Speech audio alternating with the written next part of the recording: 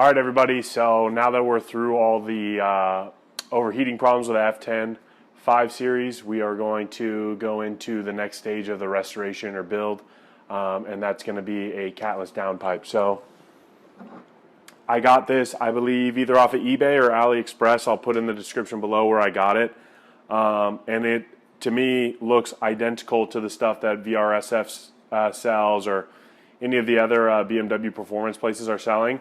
I'm pretty sure they're all made in the same factory. The welds look good, and it looks to be the same exact product. So it's discounted by getting it from there, so I decided to go with that. So I'll let you guys know how the fit and finish is of it during the install, and then we'll get to see how it sounds and how it performs. So as you can see, there is no cat in this, so it's free flowing. So even without a tune, we should gain some throttle response and some horsepower. But my plan is to get this in, and then also I have a stepped intercooler that I'm going to be installing in another video. And once I get both of these in, I'll do an MHD tune, and we should get 70 to 80 horsepower to the wheels from doing all this. So altogether, this should cost you about $1,000. And then I also have a video on doing the charge pipe.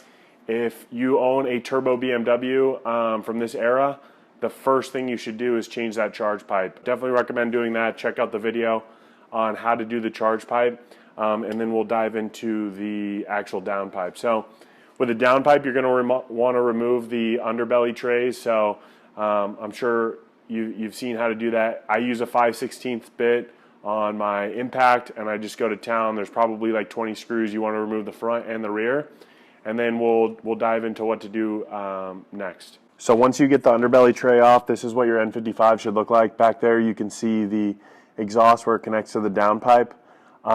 You're going to want to, before we remove this tray, you don't have to, but I'm going to make my life easier. It's a few bolts. But you're going to want to start soaking down the bolts with some WD-40 or some penetrating oil to make your life a little bit easier, especially if you have an older car and you're on the East Coast and you deal with rust. I'm in Arizona, so there shouldn't be too much problems getting these loose, but I definitely recommend soaking them. If you're on the East Coast, I would do that a few days in advance. So next we're going to get this tray off, and I believe it's six 13mm bolts, so we'll get that off, and then we can soak the rest of the bolts down and start removing the downpipe.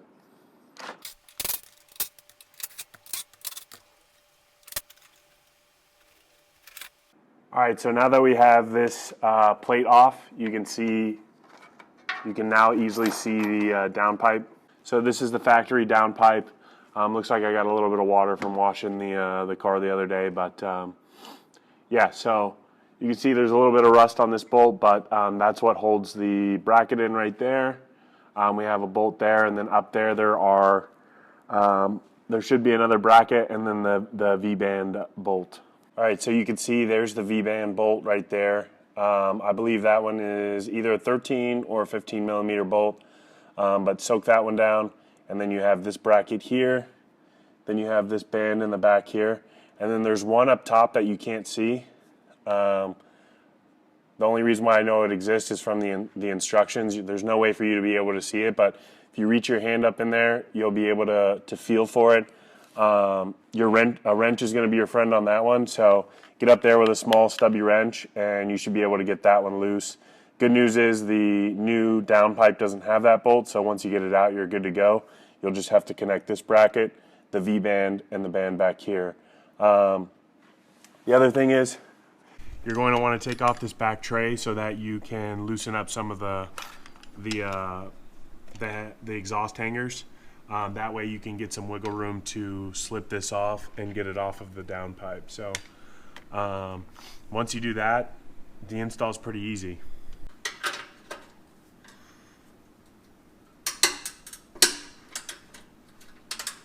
All right, so we got this bolt loose. It is a 15mm bolt. You're going to want to use a 1/2" breaker bar for sure on that. And I wouldn't go at it with an impact because these will probably break. The rest of these, I believe, are 13mm, and I think it's going to be easiest to get to with a wrench. So I'm going to grab a ratcheting wrench.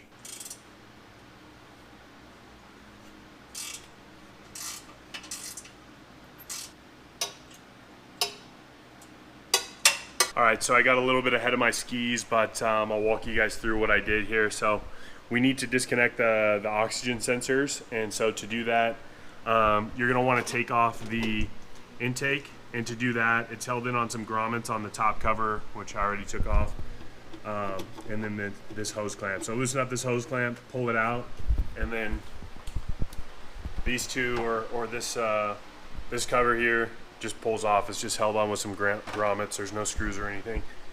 So you get that off, and then you're gonna wanna pull up this wire loom. There's a clip over here. If you stick your finger in there, you can release it and pull it up. And that'll get you exposed to this foam piece that goes underneath there. And so you're just gonna wanna take this foam out, and you'll have access to the O2 sensors, which, let me see if I can get some light.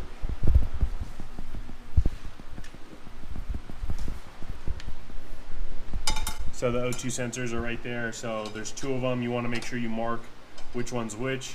That way when you take them out of the old one and put them into the new one, you hook them up properly. And then that's it. The next thing we're going to want to do is loosen up the exhaust hangers so we can get a little bit more wiggle room. Once you get those 4 bolts out of that downpipe, all you have to do is just wiggle it out of the rest of the exhaust, and then you can slip in the new one. All right, so we got the downpipe out. See, it's a pretty beefy compared to this one, so smaller one should be easier to get in. But we're going to transfer over the O2 sensors. On mine, the one that's wrapped in gray goes in the back, and the one that's wrapped in black goes in the front. So transfer those over, and then you could start the reassembly. All right, so I got the exhaust hangers back on. I got all the bolts tightened up for the V-band and the clamp for the downpipe. And then I've got the O2 sensors plugged back in, so this is all put back together. The only thing we have left to do is to start it and test it out. So this will be the first start. So I'll put the camera by the exhaust and give it a start.